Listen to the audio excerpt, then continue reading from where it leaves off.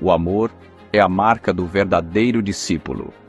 Jesus nos ensinou a amar, não apenas com palavras, mas com atitudes. Amar uns aos outros como Ele nos amou. Cuidar é enxergar o outro com compaixão. É estar presente. É dividir o peso da caminhada. Fomos chamados a cuidar uns dos outros. Há dias em que a fé enfraquece. Nesses momentos, uma palavra pode renovar forças. Deus nos chama a encorajar uns aos outros. O perdão liberta, cura feridas, restaura relacionamentos. Assim como fomos perdoados por Cristo, somos chamados a perdoar uns aos outros. Nem sempre será fácil, mas o amor cristão permanece. Suportar é escolher ficar. É caminhar juntos com graça e humildade. Somos chamados a suportar uns aos outros. A verdadeira comunhão nasce na verdade. Quando confessamos, a graça de Deus nos alcança. Há cura quando caminhamos na luz, confessando nossos pecados uns aos outros.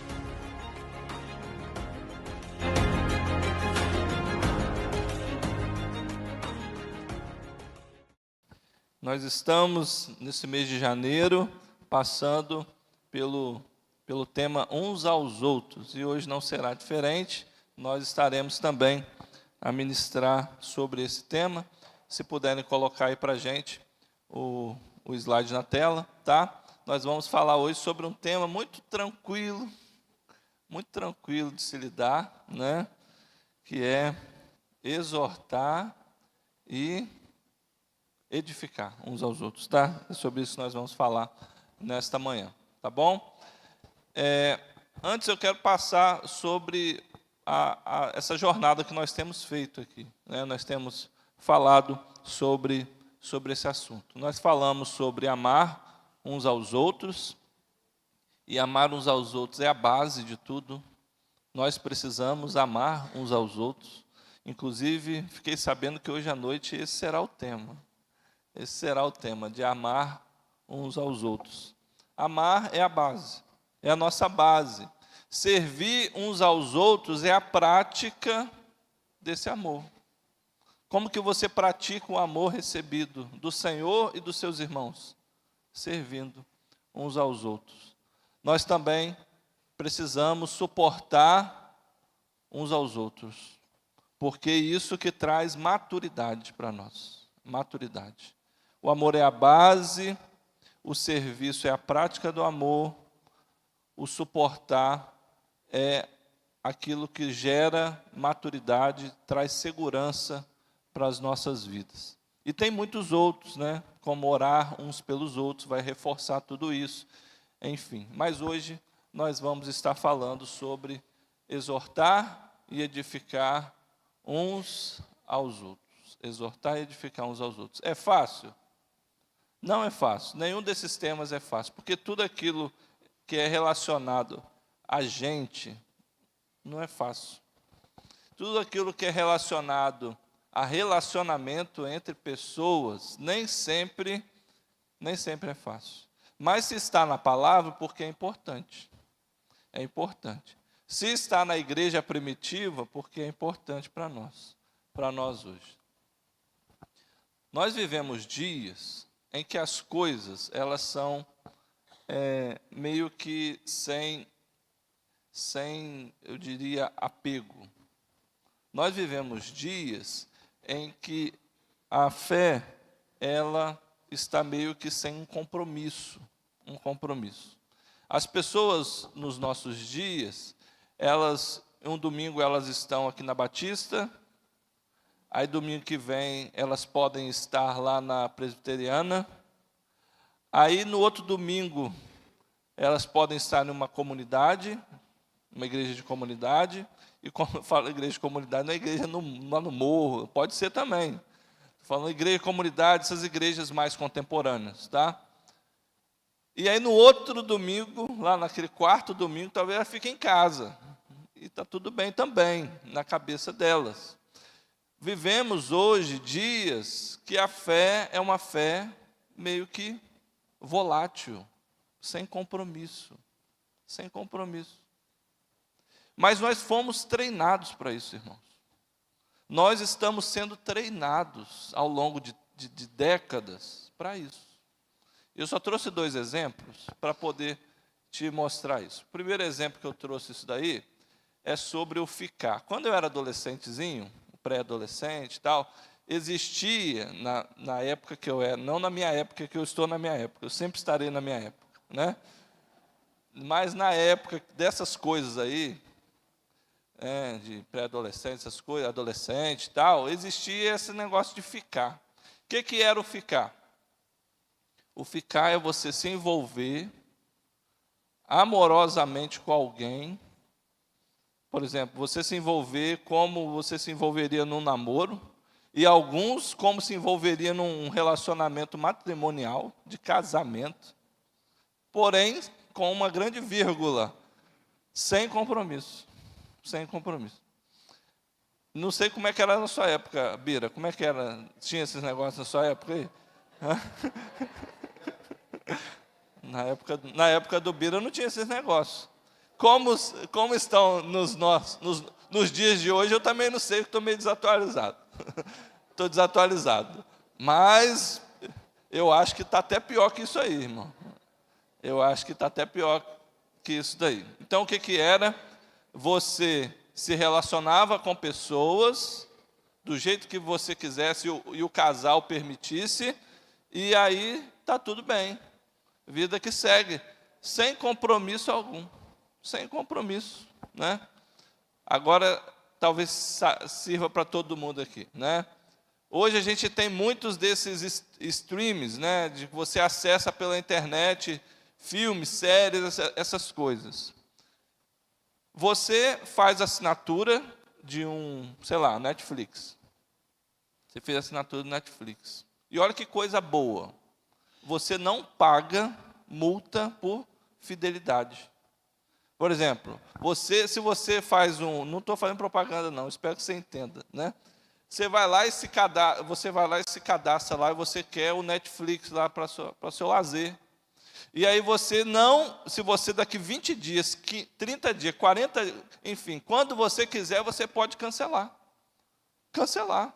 E aí você vai, né? Aí começou uma série legal lá no Prime Video lá. Aí você vai, cancela um e vai e faz o cadastro no outro lá. Se vincula ao outro. Tem gente que nem desvincula. Tem gente que gosta de gastar dinheiro que continua em tudo, né? Aí vai lá para o Prime Video lá. Aí aquela série que você gostava lá do Prime acabou. Chegamos em janeiro. Janeiro tem o quê? Você que vê Globo. Big Brother. Eu não vejo, mas sei que tem. Big Brother. Tem Big Brother em janeiro. Aí que você estava em dezembro lá no Prime Video, o que você faz? Cancela o Prime Video e assina o Globoplay, porque você quer ver lá todas as cenas, né, que não são mostradas por povão ver, né? Aí você paga lá o Globoplay. E você vai migrando, e tudo sem pagar multa de fidelidade.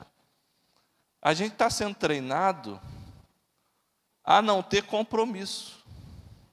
E se a gente termina um compromisso, a gente nem é penalizado por isso. Querido, para o mundo das coisas, ok. É bom, né? Você fechar um contrato sem pagar multa, isso é ótimo. Isso é bom para a gente. Mas a gente acaba trazendo isso para as relações, para as nossas relações.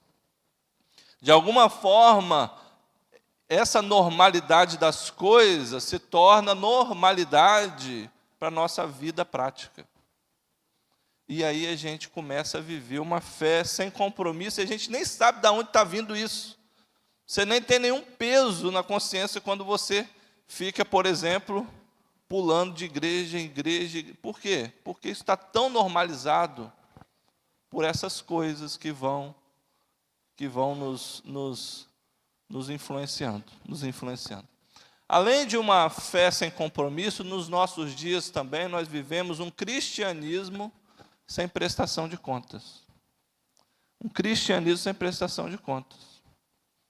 Eu vou para onde eu quero, faço o que eu quero e não presto contas da minha vida. E talvez você possa dizer, glória a Deus por isso. Glória a Deus. Não presto conta para ninguém. É só Deus e eu e Deus. Deus e eu e Deus. Isso pode até, querido, parecer ser liberdade.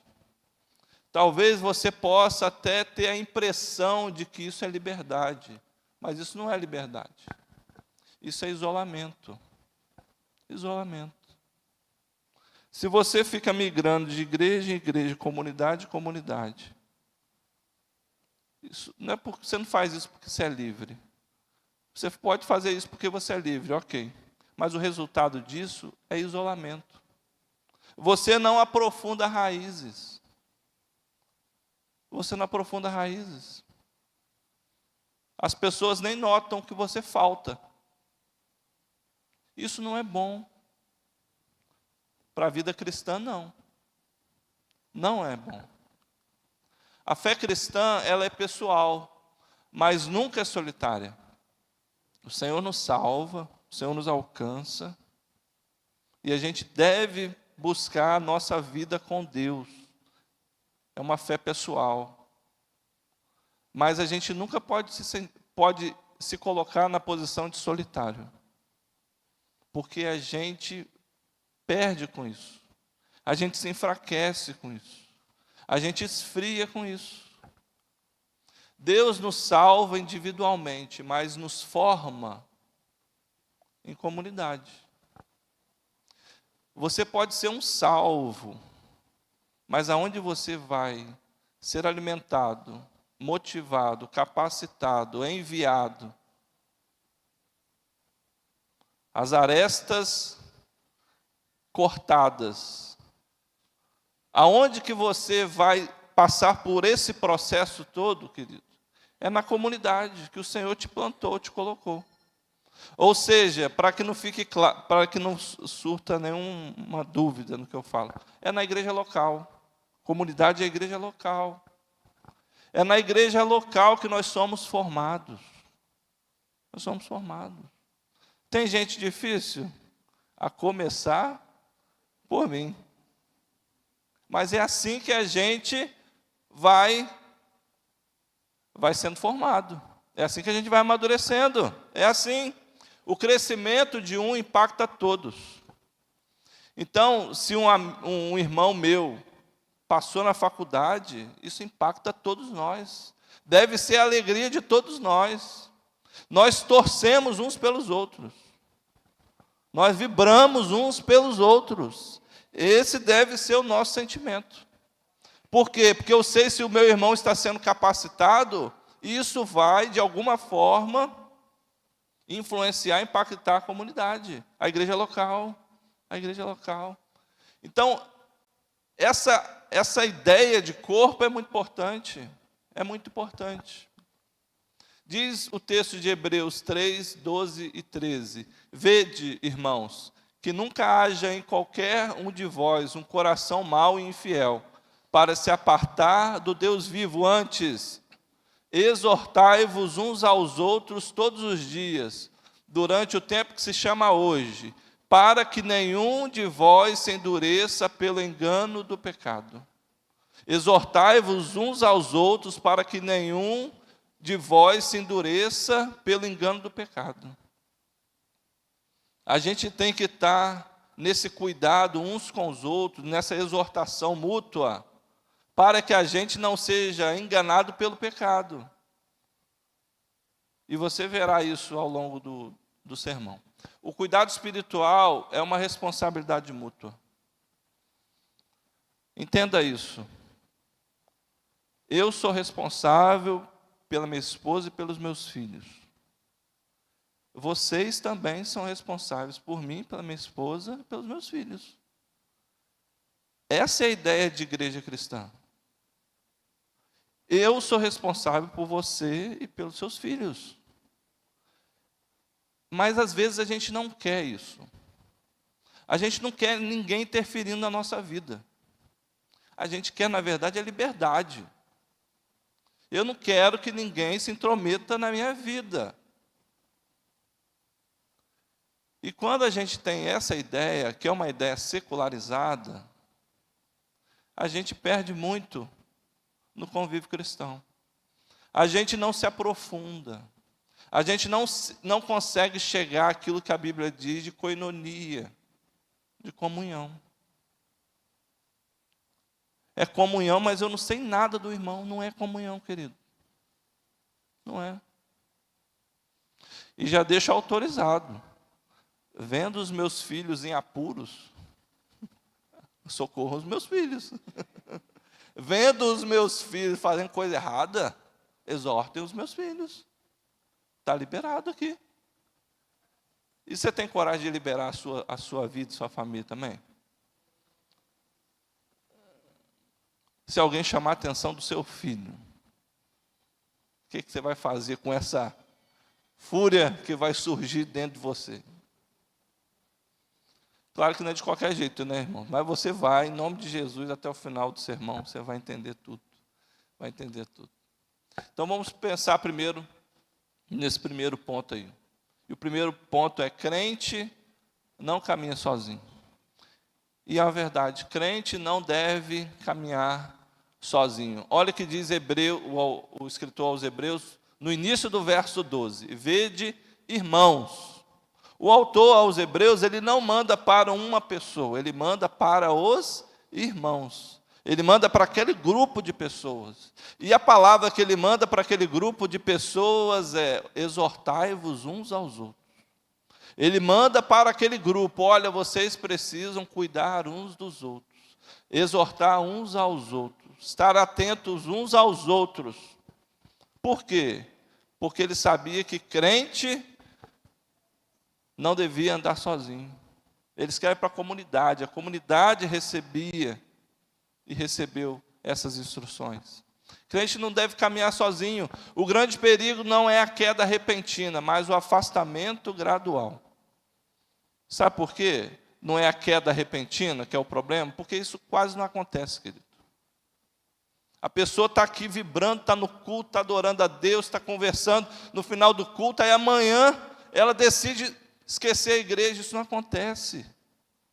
O que acontece é o afastamento gradual. O irmão veio hoje, aí domingo que vem não vem. Ok. Aí no outro domingo ele vem. Aí depois ele fica 2 domingos sem vir. E aí depois volta. Aí depois fica 1 mês inteiro sem vir. E está tudo bem. E depois ele entra num processo maior. Agora, daqui a um trimestre, eu vou à igreja uma vez por trimestre. E depois uma vez a cada semestre. E depois eu venho só nas datas importantes, a Páscoa e o Natal. E depois não está vindo mais, irmãos. Esse é o problema, é o afastamento gradual. As coisas não acontecem assim, do nada. É gradual. É gradual. O inimigo tenta nos convencer de que está tudo bem caminhar sozinho, mas isso é mentira. É mentira. Aí você fica sem vir ao culto, se relacionar com as pessoas da igreja. E o inimigo fala assim, ó: está vendo, cara? Você não precisa disso. Ficar lá ouvindo que você já sabe de tudo. Estou imitando a voz do diabo, tá? Você já sabe de tudo, não, fica em paz, está tudo bem, é muito melhor, você tem mais tempo. É a voz do diabo. Você caminha sozinho, olha como é que você está bem. A voz do inferno. Olha o que a Bíblia diz: exortai-vos uns aos outros todos os dias. Entre a voz desconhecida, irmãos, e a palavra de Deus, eu fico com a palavra de Deus.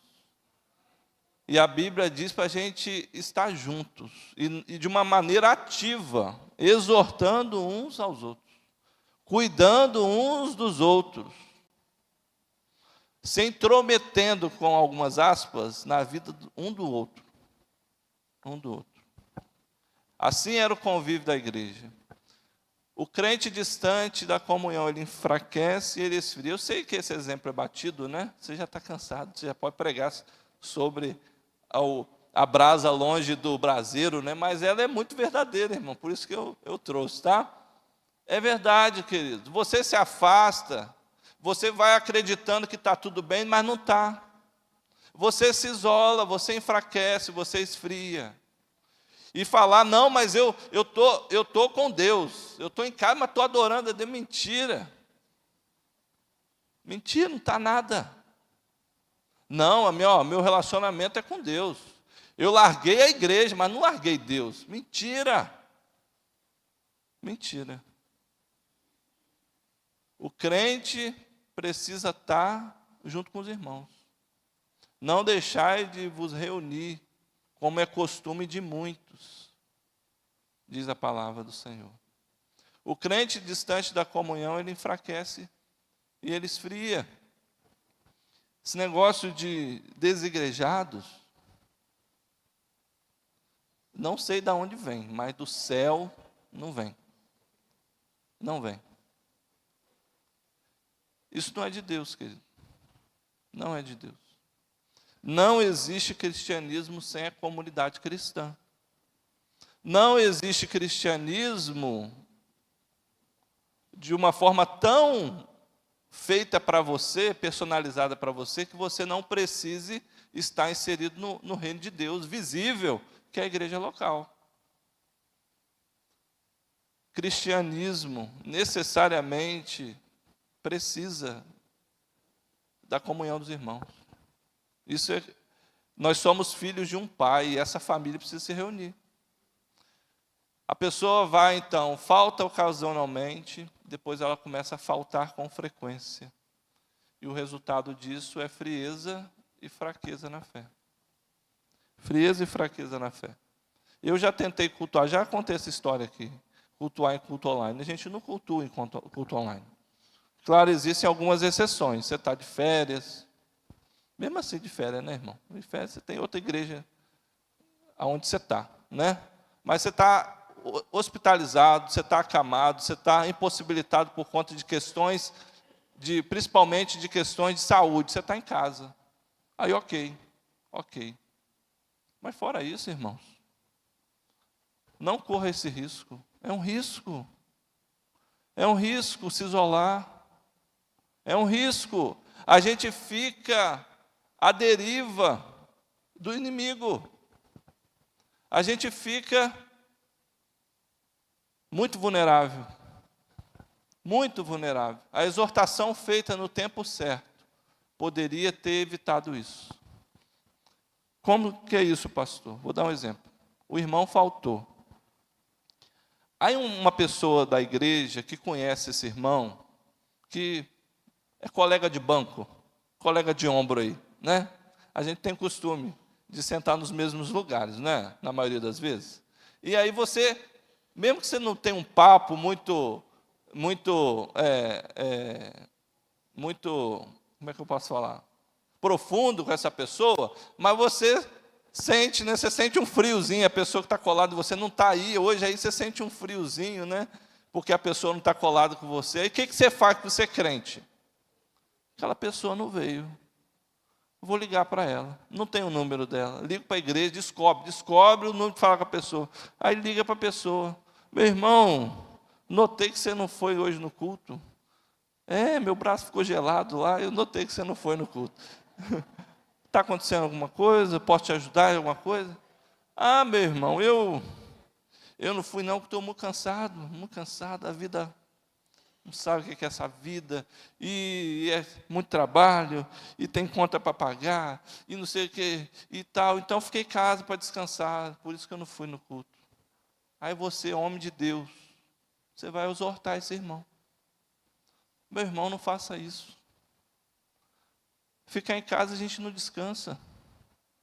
Talvez no máximo você descansa seu corpo, mas o teu espírito você não descansa, tua alma você não descansa. Meu irmão, vem estar com a gente, não falta não, meu irmão.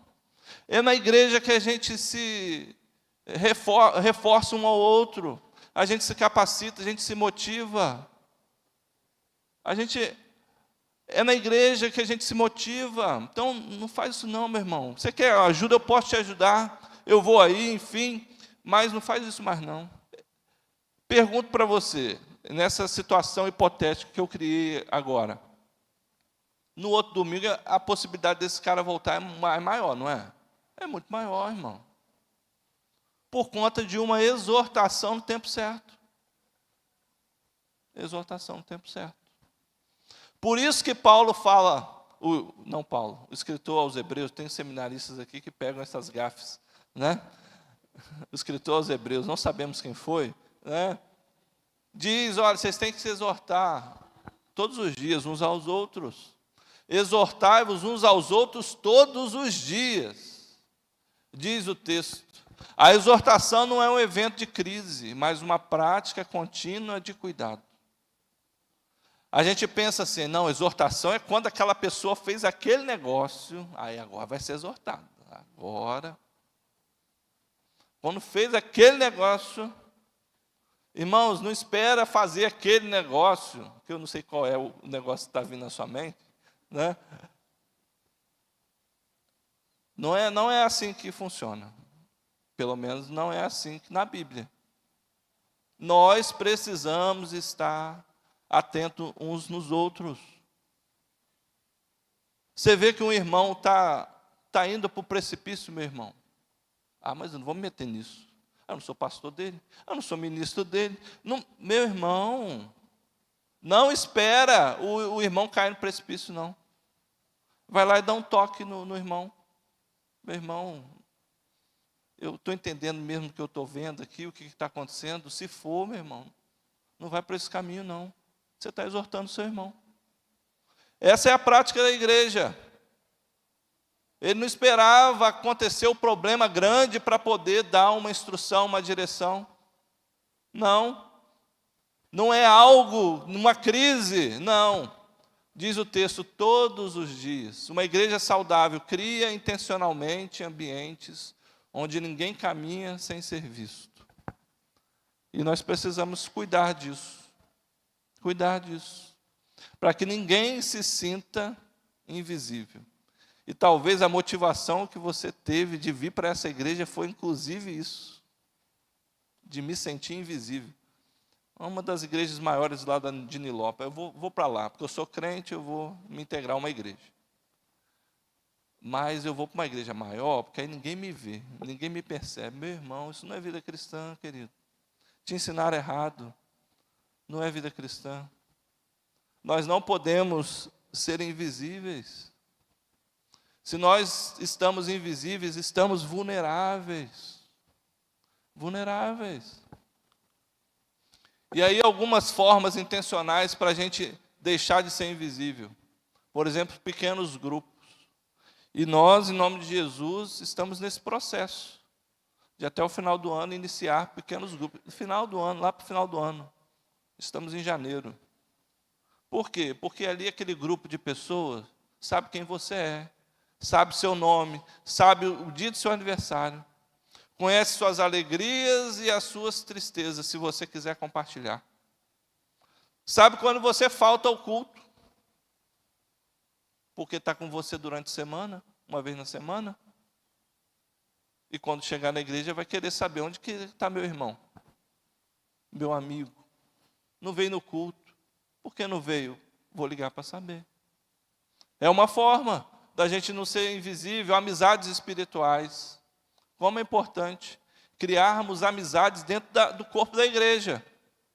Se o seu melhor amigo não é crente, irmão, em nome de Jesus, começa a orar por ele, pregar para que ele se converta. Porque o seu melhor amigo precisa ter conhecimento da palavra para poder te instruir. Não é verdade? Não é amigo? Os nossos melhores amigos precisam estar aqui, onde a gente se encontra semanalmente. Discipulado, uma caminhada intencional de crescimento com alguém mais maduro na fé. Quem caminha com você? Ou você caminha sozinho? É muito importante termos pessoas mais experientes do que nós, com autoridade sobre nós. É muito importante. É muito importante. Por isso que os pais são autoridades sobre seus filhos, que são menos experientes. Nós também, na fé, precisamos de pessoas mais maduras do que nós para estar caminhando e nos orientando. Isso faz parte de exortar uns aos outros. Quem conhece a sua vida espiritual de verdade? Você poderia responder? Não precisa falar em voz alta aqui, né? Mas na sua mente, você consegue responder essa pergunta? Quem conhece a sua vida espiritual de verdade? Você tem alguém que pode te confrontar em amor? Você já deu liberdade para alguém de chamar sua atenção para o seu bem, em amor? Então nós precisamos disso. Se você respondeu sim a essas duas perguntas, parabéns, você está bem, você não está sozinho. Mas se a sua resposta for não para essas duas perguntas, querido, você pode estar, qual a palavra que eu usei? Você pode estar vulnerável. Vulnerável. Exortar não é julgar, é amar com verdade. Diz Efésios 4,15, antes, seguindo a verdade em amor, cresçamos em tudo naquele que é a cabeça, Cristo. A verdade em amor. A exortação precisa ser feita em amor. E aí muitos confundem exortação com crítica destrutiva. Você vai e exorta alguém. Você vai e dá um toque para alguém. Você dá uma direção para alguém. Você fala assim, meu irmão, não faz isso não, meu irmão. Isso não vai... O final disso não é bom. Aí a pessoa pode ouvir isso, a pessoa que está recebendo isso, como uma crítica destrutiva. Está querendo me humilhar. Está querendo acabar comigo. Está invadindo a minha privacidade, a minha liberdade, meu corpo, minhas regras. Julgamento também. Você está me julgando. Como é que você fala isso de mim? Você está me julgando? E também, autoritarismo espiritual. Você está achando que você pode porque você é ministro, você é diácono, você é pastor, então você acha que você pode me... Tem gente que entende exortação com isso aí, mas isso não é exortação. Não deve ser esse espírito que você deve receber uma exortação. A definição bíblica de exortação é alertar sobre um perigo. Sobre um perigo. Alguém talvez chama a tua atenção e cabe a você perceber se foi feita com amor ou não, mas principalmente quem faz. Porque se você estiver com o coração travado, machucado, você estiver na defensiva, qualquer palavra que vier diferente daquilo que você pensa, você vai receber isso como ofensa. Mas quem pratica a exortação precisa estar muito claro dentro dele, com o Senhor, que está sendo feito isso com amor. Então a exortação bíblica ela é para alertar de um perigo. Orientar de volta para a palavra, restaurar com o objetivo de curar aquela pessoa. Essa é a definição bíblica de exortação. Jesus é o nosso exemplo. Vamos à palavra? João, eu vou ler alguns textos, né? Ele corrigiu Pedro, mas não o descartou.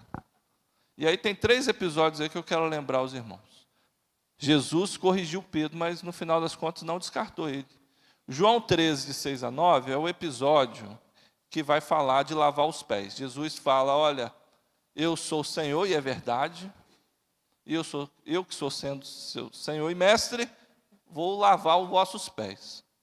E aí Jesus, antes de começar a lavar os pés, ele é interrompido pelo Pedro. O Pedro chega para ele e fala assim: de maneira alguma, não vai lavar meu pé, eu tenho que lavar seu pé, Senhor. Bonito isso, né? Um discurso bonito. E aí Jesus interrompe ele, corrige ele, e fala assim: Pedro, se você não permitir que eu lave o seu pé, você não tem parte comigo. E aí Pedrão vai lá e, se é assim, lava a cabeça, lava tudo, pode lavar tudo, né? Jesus corrigiu Pedro. Mateus, cadê o segundo texto? Mateus 16, de 21 a 23. É o episódio também com Pedro, a gente está falando de Pedro, né? Tem muitos outros, mas os irmãos querem almoçar. Mateus 16 vai falar, é o texto que vai falar, é logo depois, irmãos, que Jesus fala assim, ó, quem diz quem sou? Aí eles vão falar, mestre, tal, aí para vocês, quem eu sou? E aí o Pedro, né, o cara, vai chegar lá e fala assim, ó, tu és o Cristo, Filho do Deus vivo. E aí Jesus fala assim, ó, tu és Pedro, e sob esta pedra, Jesus faz um trocadilho ali, porque Pedro também significa pedra. Tu és Pedro, e sobre esta pedra, ou seja, sobre esta fala, sobre esta argumentação que você acabou de trazer aqui, ó, eu edificarei a minha igreja, ou seja, a igreja está estabelecida em Cristo, Jesus sendo o Cristo, o Filho do Deus vivo. E aí depois desse episódio, que eu imagino que Pedro está todo inflado, né? Caramba, você viu, comentando com seus amigos, você viu a palavra que eu levei, como Jesus recebeu aquela palavra. Aí daqui a pouco, e Jesus continua falando, Jesus vai falar assim, ó, irmãos, eu vou para Jerusalém. Quando eu chegar em Jerusalém, vou ser preso pelos soldados. Eles vão me crucificar, mas ao terceiro dia eu vou ressuscitar. O que o Pedro faz?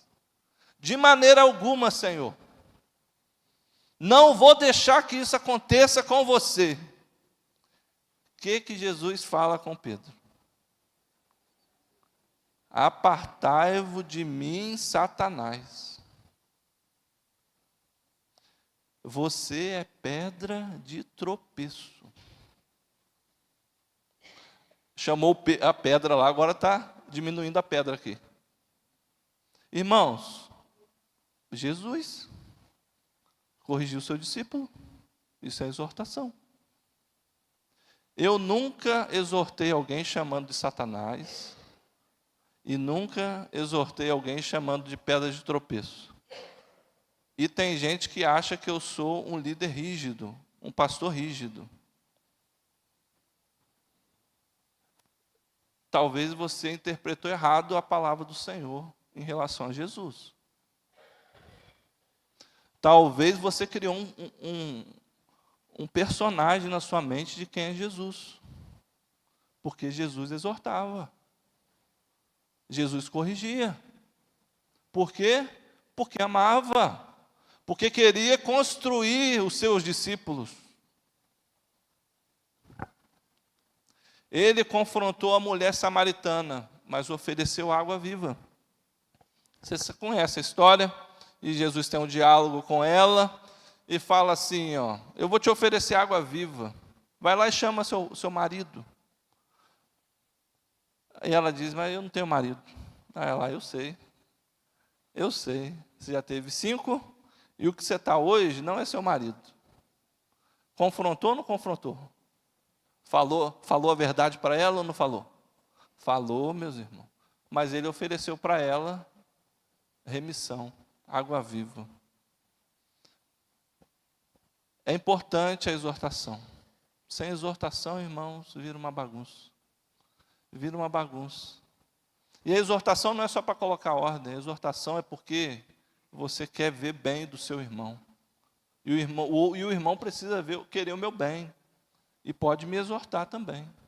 Precisamos disso. Como exortar biblicamente, então? Primeiro, com amor. Com amor. Você precisa, na sua ação de exortar o seu irmão, você precisa querer abençoá-lo. Você não está brigando para ganhar, não é briga para ver quem tem razão. não é quem tem razão. É a motivação deve ser sempre a restauração do irmão.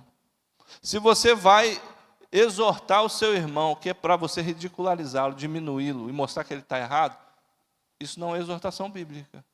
Não faça. Não faça. Né? Aquele que quer, né? Antes de você tirar a farpa que está no olho do seu irmão, tira o tronco que está no teu olho. Então, se você quer exortar, caiu naquele pecado, agora eu vou exortar, cheio de autoridade, porque você quer diminuir o seu irmão, isso não é exortação. Bíblica, não. A exortação com amor é você confrontar, falar, mas no intuito de restaurar, abençoar aquela pessoa. Seu irmão, é o seu irmão, com humildade, porque você também erra. Você também deve ser fruto de ser exortado. Então, não faça ao outro aquilo que não quer que faça com você. Então, na hora de exortar, exorte. Mas esteja aberto a ser exortado também. Em amor, tá? E com a palavra. A gente não sai exortando por gostos pessoais. Tem uma base da exortação, e a base é a palavra. Por exemplo, vem um irmão aqui para assistir o culto com a camisa do Flamengo. Você pode exortá-lo? Você tem base bíblica para exortar um irmão que veio com a camisa do Flamengo assistir o culto? O irmão Juarez deve encontrar uma base bíblica para isso, né? Se o irmão vem com a camisa do Flamengo assistir o culto, irmãos, você não pode exortá-lo. Você pode até exortá-lo, mas não será uma exortação bíblica. Se fosse do Vasco...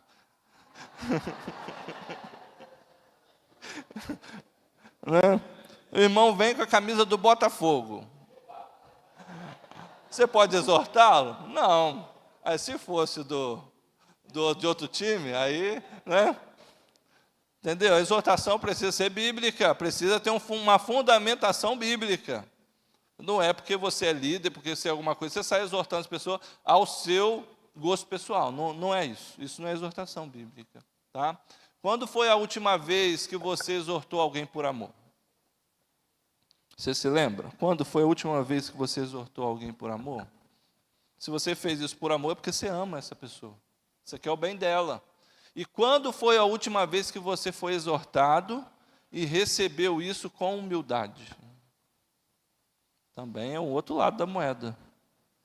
Estamos abertos a ser exortados?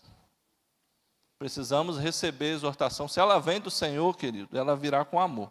E se ela veio com amor e vem do Senhor, receba com humildade. É para o seu bem. É para o nosso bem. O nosso bem. E por último, edificar é participar do crescimento do outro. Diz Tessalonicenses 5,11. Por isso, exortem-se e edifiquem-se uns aos outros, como de fato vocês estão fazendo. Edificação. O que é edificar? Edificar é construir. Construir na vida do irmão. Fortalecê-lo, fortificá-lo, fortalecê-lo espiritualmente. E isso é edificar. E nós também somos chamados a edificar. A edificação envolve encorajar alguém que está desanimado, igual o exemplo que eu dei mais atrás. Orar com quem está fraco na fé, ajudar alguém a permanecer firme e reconhecer frutos espirituais na vida do outro. Às vezes você vê uma pessoa desanimada e você já percebeu alguns talentos na vida daquela pessoa.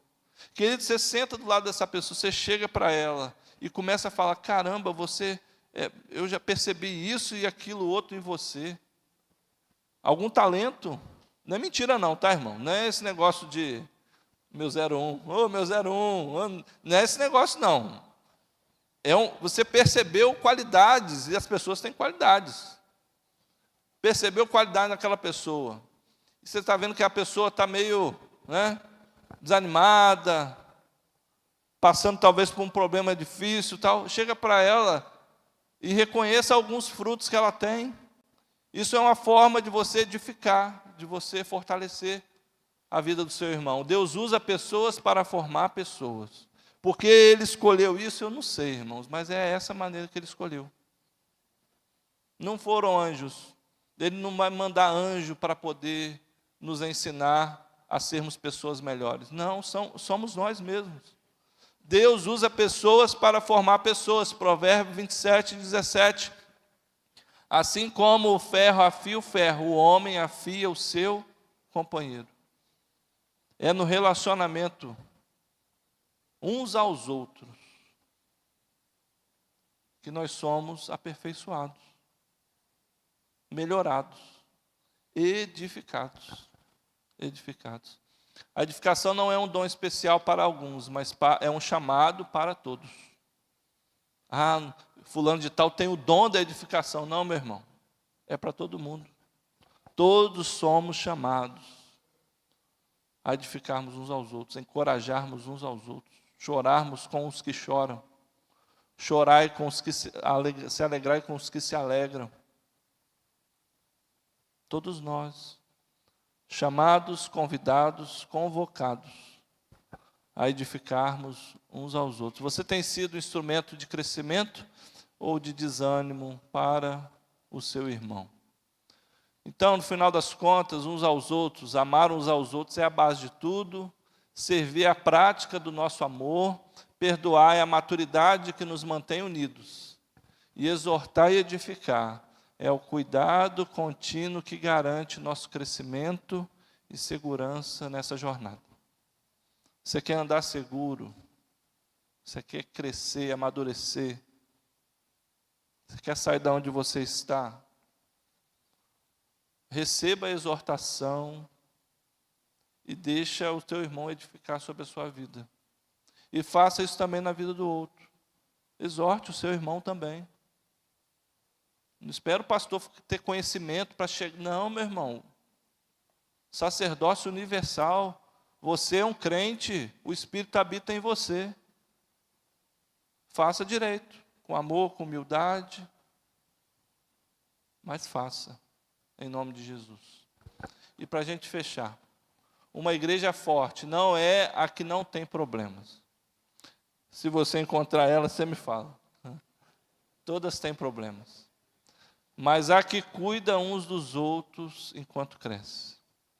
Uma igreja forte não é uma igreja que não tem problemas. Uma igreja forte é a que cuida uns dos outros enquanto cresce. E nós queremos ser essa igreja, irmãos. Queremos ser essa igreja que cuida uns dos outros enquanto crescemos, nos desenvolvemos, nos fortalecemos e nos edificamos. Amém?